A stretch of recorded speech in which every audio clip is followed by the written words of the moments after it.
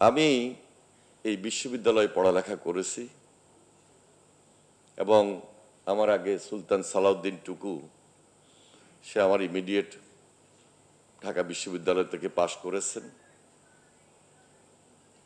ও ছিল কমার্সের ছাত্র আর আমি ছিলাম সায়েন্সের ছাত্র। আমি যে সাবজেক্টে পড়ালেখা করেছি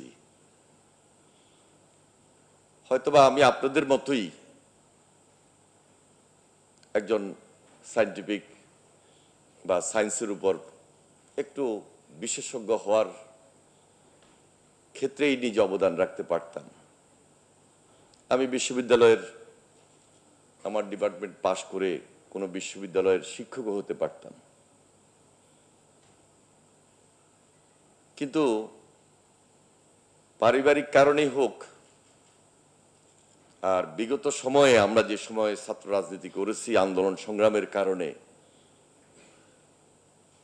আমি সায়েন্সের ছাত্র হওয়া সত্ত্বেও ছাত্র রাজনীতিতে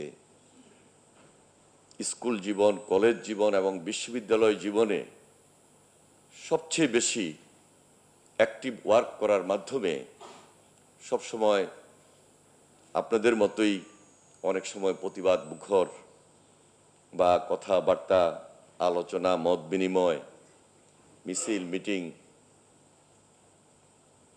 এভাবে আমাদের ছাত্র রাজনীতিটা গড়ে উঠেছে।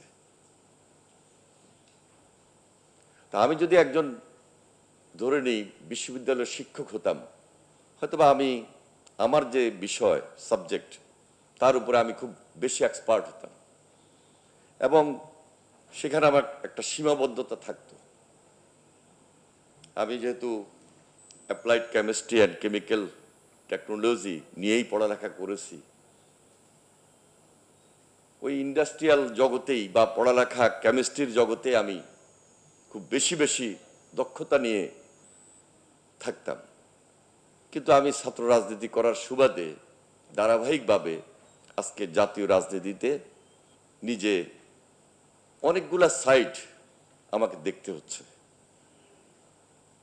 এর মধ্যে আমাদের জেল জীবন ছিল, এর মধ্যে আমাদের পড়ালেখা ছিল, এর মধ্যে আমাদের হল জীবন ছিল। আমরা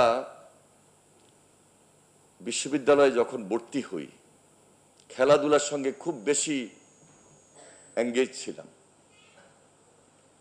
ফার্স্টে আমি শহীদুল্লাহ হলের ছাত্র ছিলাম, পরে আমি মুক্তিযোদ্ধা জিয়া রহমান হলের আবাসিক ছাত্র ছিলাম। আমি সেই হলের জেনারেল সেক্রেটারি ছিলাম এবং নির্বাচিত হলের জিএস ছিলাম। আমি ঢাকা বিশ্ববিদ্যালয়ের এই যে সিনেট হল, এখানে 3 বারের আমি সিনেট মেম্বার ছিলাম।